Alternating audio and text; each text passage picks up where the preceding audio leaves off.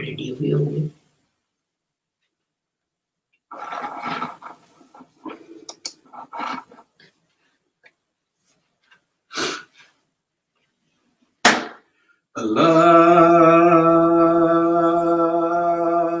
Allahu Akbar, Allahu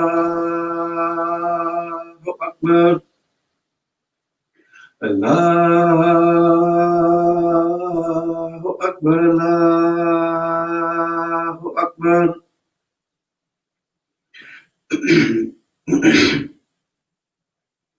Ashhadu an la ilaha illallah.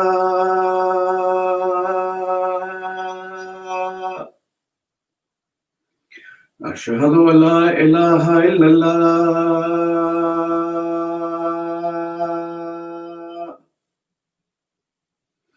أشهد أن محمدا رسول الله.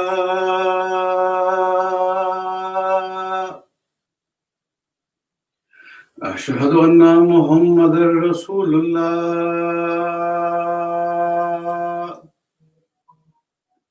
حي على الصلاة.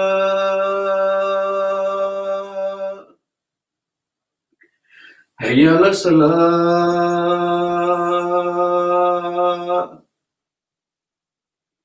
حي على الفلاح.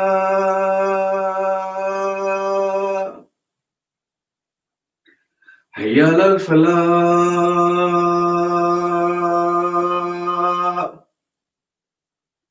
الله أكبر، الله أكبر، لا إله إلا الله.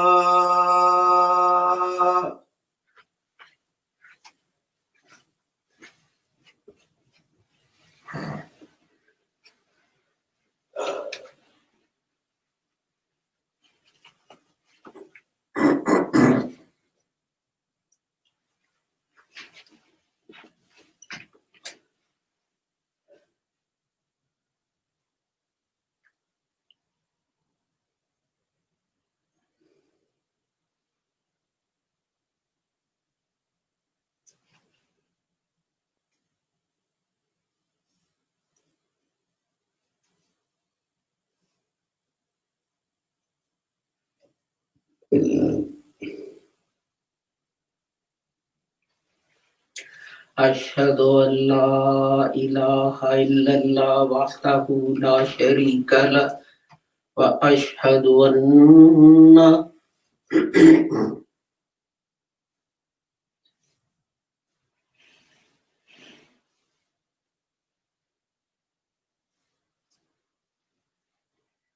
أشهد أن لا إله إلا الله وحده لا شريك له وأشهد أن محمدا عبده ورسوله أما بعد فأعوذ بالله من الشيطان الرجيم بسم الله الرحمن الرحيم.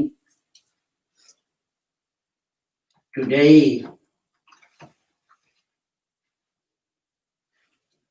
the khutbah is based on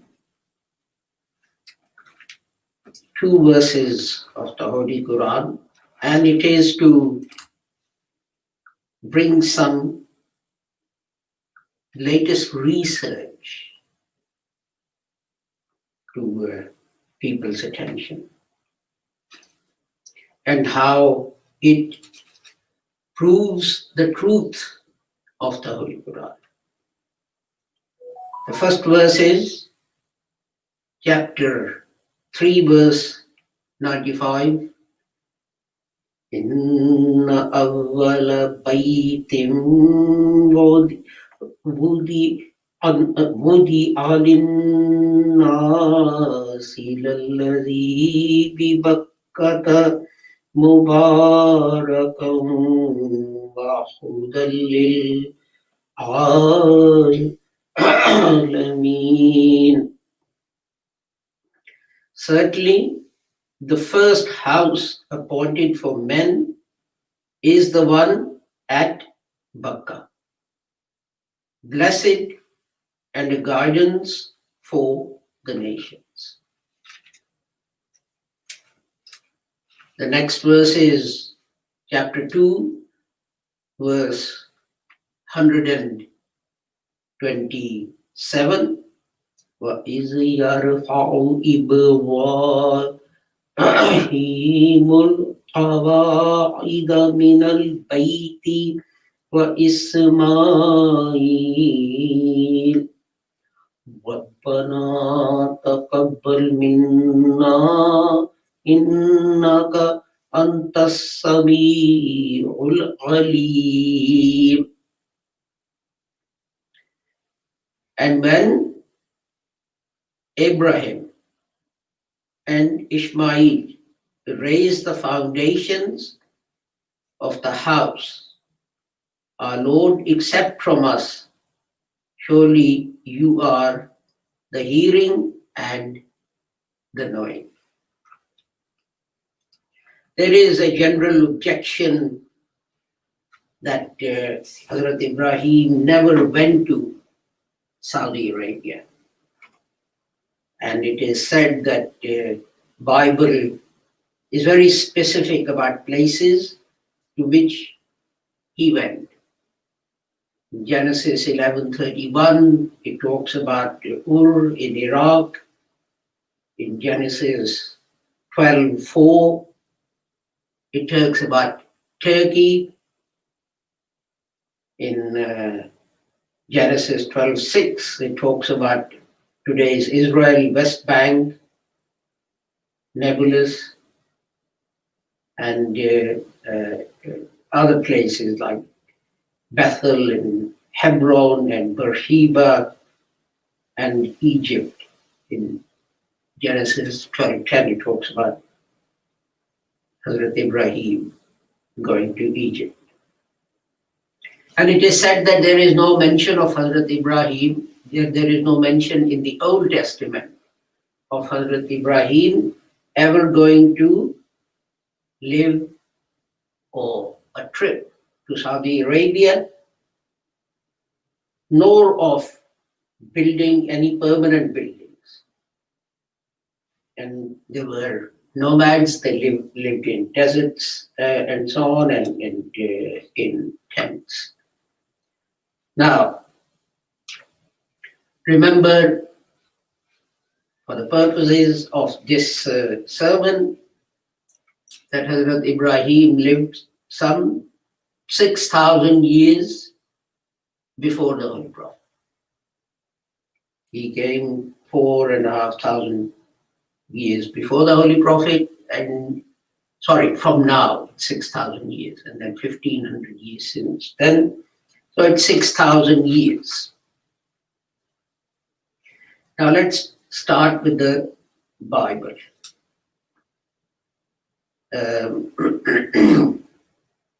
In Psalms 84, it says, this is verses 4 to 7 or 8, blessed are those who dwell in your house.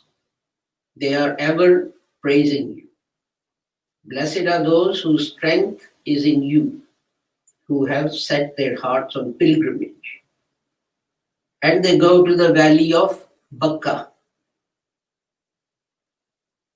a place of springs.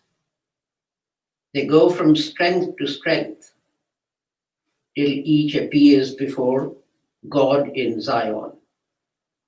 Hear my prayer, etc., etc. Now, here it is, valley of Bakkah is mentioned. And the Holy Quran also mentions Bakkah clearly.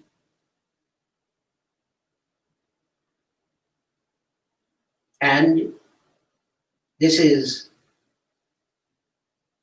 mentioned as a noun, as a place, as a name. Some biblical translators, because they're aware of this mention in the Holy Quran, actually translate in the Bible. They change the translation value of Bakkah rather than using it as a noun. They translate it as weeping, lamenting, and so on. But look at the sequence. They go to Makkah, where there are springs. And Makkah has this spring called Zamzam, and everyone goes there and so on and so forth. But apart from Psalms, in Genesis 21, you find God heard the boy crying. The angel of God called to Hagar, Hajra, from heaven and said to her, "What is the matter? Do not be afraid. God has heard the boy crying as he lies there. Lift the boy up and take him by hand, for I will make him into a great nation." Then God opened her eyes, and she saw a well of water. So she went and filled the skin with water and gave the boy a drink. God was with the boy as he grew up. He lived in the desert and became an archer while he was living in the desert of Paran. His mother got a wife for him from Egypt. And this Paran, ancient Arab histories testify almost exactly to these events. And these are mentioned in the Holy Quran as well. Although the Arab version is slightly different in that Hazrat Ibrahim accompanies Hajra and Ishmael and leaves them at that spot, after which in desperation Hajra runs back and forth between Safa and Marwa looking for water. Because Hazrat Ismail is crying with thirst. So this is the biblical evidence. See, some people say, certainly as far as Hazrat Hajra and Ismail are concerned, and some people say, but Hazrat Ibrahim is not mentioned. But a lack of knowledge does not mean a lack of fact.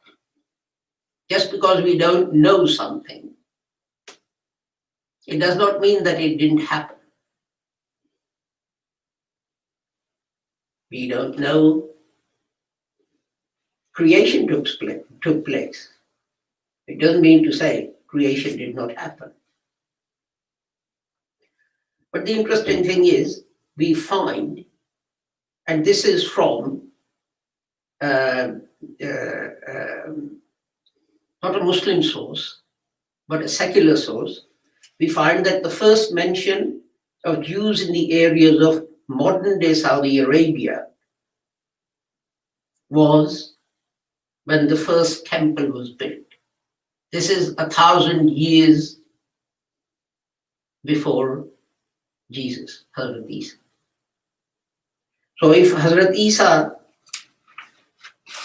came 4,500 years before the Holy Prophet Muhammad, so that means that, not Hazrat Isa, sorry, if Hazrat Ibrahim came 4,500 years before Prophet Muhammad was born, and the first temple was built 1,000 years before Christ. So at least we moved the timeline back to that point. The immigration to Arabia began in earnest in 2nd century CE, and by the 6th and 7th century, there was a considerable Jewish population in Hijaz, mostly in and around Medina. And we find it very interesting that they are in Iraq and Palestine. They don't go to Iran. They don't go to Turkey. They don't go east. They don't go west. They don't go north. Why do Jews go south to Saudi Arabia? There must have been some reason for them saying, out of the 4 directions, they choose one, which is south. You don't find any Jewish communities in in Iran, ancient Jewish communities, or in Turkey and so on. Not as old as these anyway. So what took them to the south? There must have been something that attracted them. And this was partly because of the embrace of Judaism by leaders such as Abu Qarib and so on, who were very aggressive about converting their subjects to Judaism and so on and so forth. But the question again goes back to, why go south? If you have nothing special, then why not go east or west or north? Obviously, there was something that was attracting him. And one objection is that, oh, how could Hazrat Ibrahim travel this distance and then keep going back and so on and so forth? But as I gave you extracts from the Bible, it says he traveled to, if I can find it, he traveled to Egypt. Well, if he can travel to Egypt, why can't he travel to Saudi Arabia? It's not that far. You just have to alter your line of travel from this way to that way. And other places that are mentioned, but Egypt is of particular relevance. But the other places he went to, like today's Israel and West Bank and Hebron and so on, they're all in line going towards Saudi Arabia. But the most interesting thing that I found was, and by the way, there have been inscriptions found in Saudi Arabia. They're not very well known, but if you look for them, you can find them. On stones and so on, there is Jewish calligraphy, which is ancient, thousands of years old. But I came across this research and I wanted to share that with you. It says, the heading is, footprints in Saudi Arabia could prove humans were there 120,000 years ago. Remember the general Muslim belief that the first human actually built the Kaaba, dedicated to the worship of Allah. And then it fell into disuse. And then 6,000 years ago, Hazrat Ibrahim with his family went there and he renovated it. Some people say built it, they renovated it. And I'll read this out to you quickly. The findings likely to represent the oldest securely dated evidence for Homo sapiens in Arabia. The paleontological evidence includes a well-watered, semi-arid grassland settling human movements into the Nufud Desert of Saudi Arabia.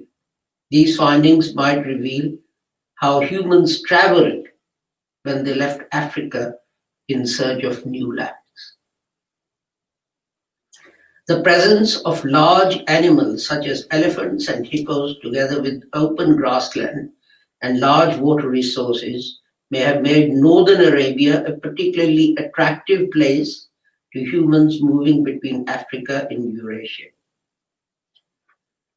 Michael Petraglia, one of the study's co-authors, who is an archaeologist at the Max Planck Institute of Science and Human History, said in a statement released to the Smithsonian magazine. Researchers believe that the majority of people living outside Africa today have ancestors who left Africa in a mass migration about 60,000 years ago. But there is evidence that small bands of Homo sapiens left Africa thousands of years earlier and traveled into Middle East via the Sinai Peninsula and other routes. From these observations, it appears that the Al-Athar Lake, where the footprints were found, was only briefly visited by humans. It may have served as a stopping point and a place to drink and forage during long-distance travel, perhaps initiated by the arrival of the dry conditions and dwindling water resources, the authors conclude. Professor Arella Hovers, Moshe Statelis, professor of prehistoric archaeology at the Institute of Archaeology of the Hebrew University of Jerusalem, told Jerusalem Post, to the degree that the footprints represent the fossil anatomy, they are indeed the earliest on the Arabian Peninsula, and as such would add interesting information about the routes of dispersal into Eurasia and Asia. Some uncertainties are noted in the supplementary material of this publication. The ages obtained by the various dating methods and the stratigraphic relationships leave some room for alternative interpretations, and so on. So this ties in with what Muslims believe,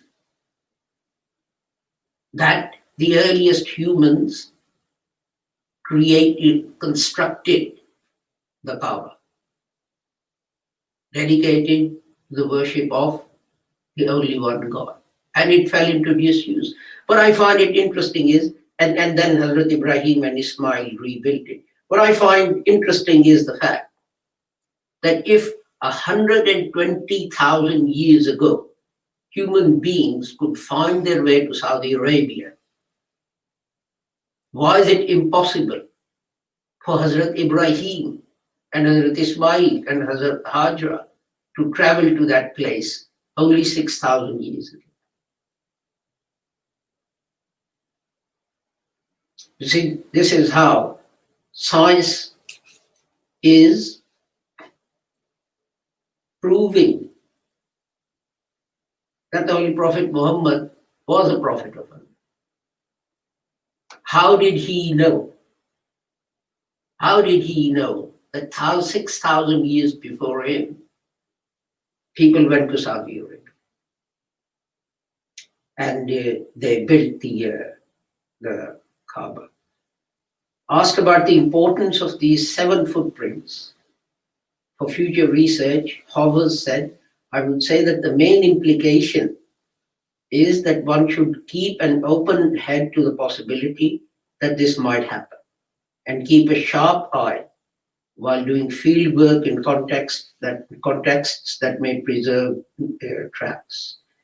With luck and detailed study, such tracks provide a wealth of information. On the whole, the data are important. And the other thing to remember is this: we always think of Saudi Arabia as a desert. It wasn't always a desert. This is why human beings went there. At one time, as the study says, it was a grassland. It was like a savanna. It had lakes, it had water. And as Africa dried out and people moved in search of water and grass and so on, from Africa, where is the first place you would go? Here is Africa, here is Saudi Arabia. They say humans went to Europe over there, but it's not possible that they went to Saudi Arabia over here, which is almost next door. If I needed something, would I go and knock on the door of my neighbor who lives there, or get into my car and drive across Swindon to the other end and knock on some door and say, I've come 9 miles and I need your help? Which is more likely? So logic also tells us that this is probably correct. But when we talk about climate change and so on, and people say, well, there is no such thing, etc., historical research is also telling us it's happened before for other reasons. Asteroids hit the Earth and other things happened in the climate change. And now it's changing again. But the reason this time is our own actions. So I came across this research which takes us closer to proving to non-Muslims. I mean, we as Muslims believe it because the Quran says so. But we can now present scientific, archaeological evidence of paleontologists that human beings went to Saudi Arabia 120,000 years ago. So why is it impossible for Hazrat Ibrahim to go to Saudi Arabia and build the Kaaba only 6,000 years ago? Barakallahu lana wa lakum fil Qur'anil azim wa nafa'ana wa iyyakum bil ayati wa zikril hakim innahu ta'ala jawadun kareem malikun barrufur rahim.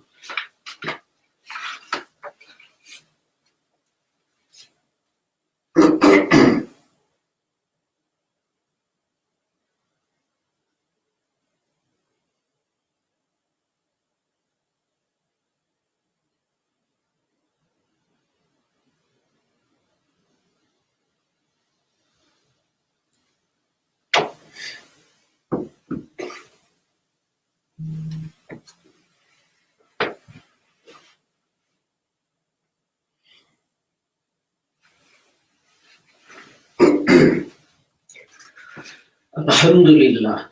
Alhamdulillah nahmaduhu wa nasta'inuhu wa nastaghfiruhu wa nu'minu bihi wa natawakkalu alayhi wa na'udhu billahi min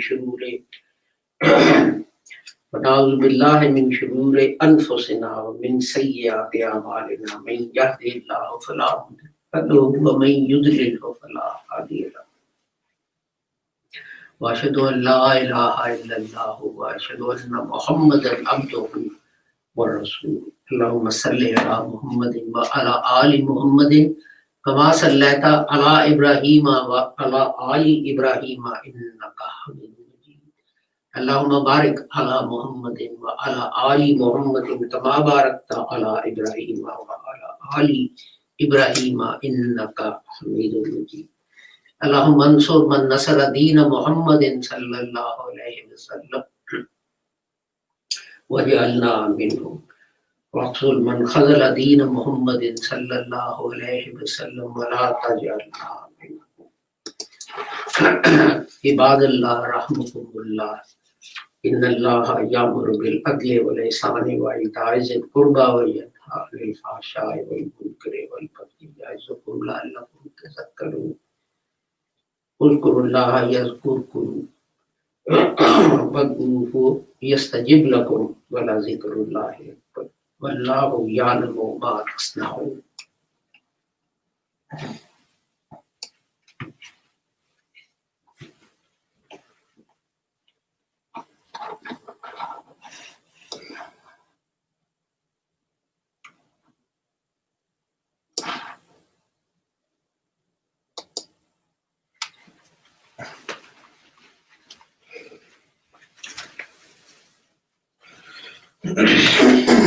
Allahu Akbar, Allahu Akbar. Ashhadu an la ilaha illallah, ashhadu anna Muhammadar Rasulullah. Hayya ala salah, hayya ala falah. Qad qamatis salah, qad qamatis salah.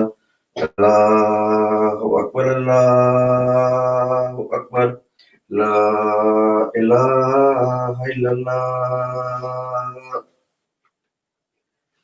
Allahu Akbar.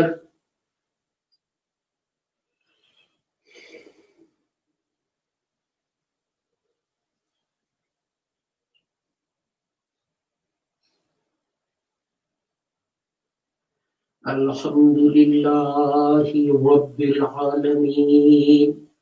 Ar-Rahmanir Rahim.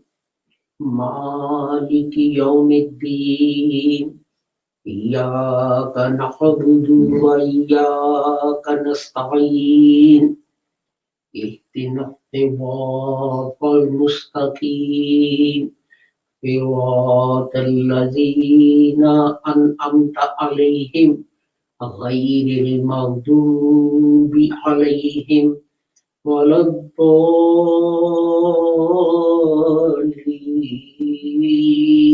آمين. ألم نشرح لك صدرك ووضعنا عنك وزرك الذي أنقض ظهرك ورفعنا لك ذكرك فإن مع العسر يسرا إن مع العسر يسرا فإذا فرغت فانصب وإلى ربك فارغب. الله أكبر.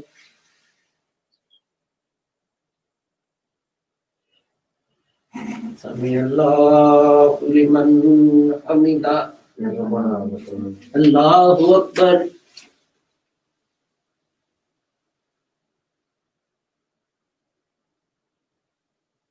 الله أكبر. الله أكبر.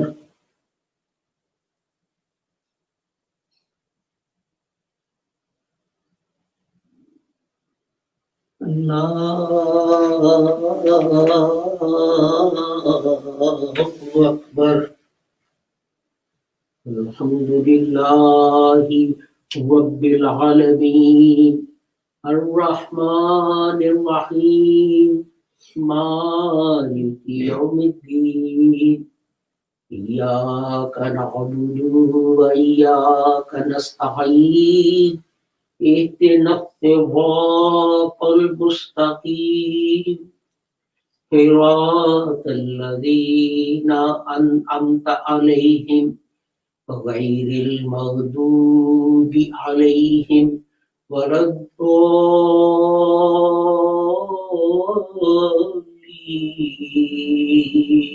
آمين.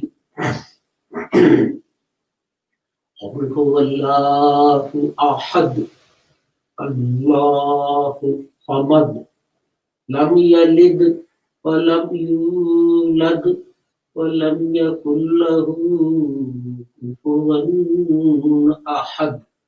الله أكبر.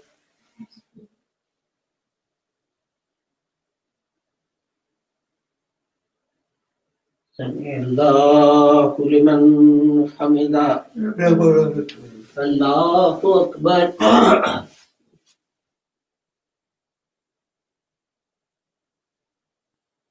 الله أكبر. الله أكبر.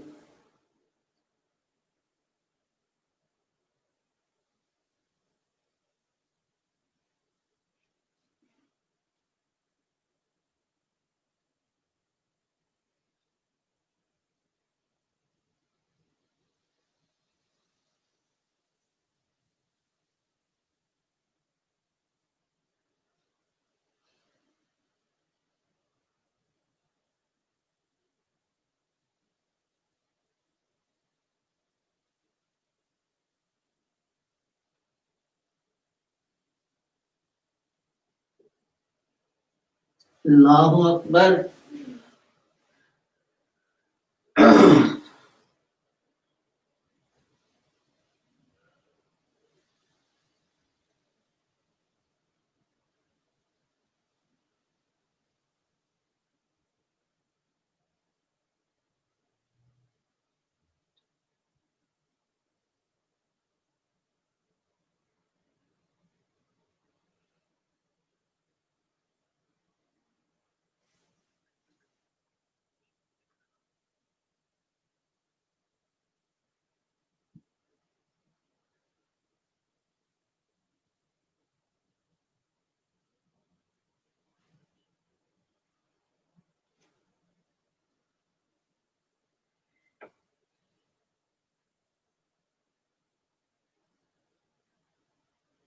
Assalamu alaikum wa rahmatullah.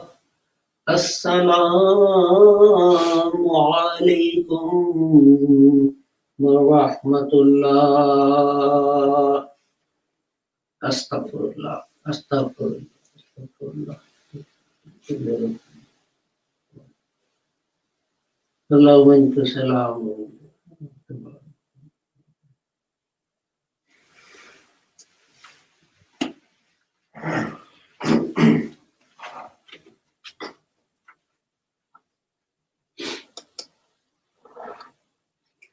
Thank you for joining us for our Friday service.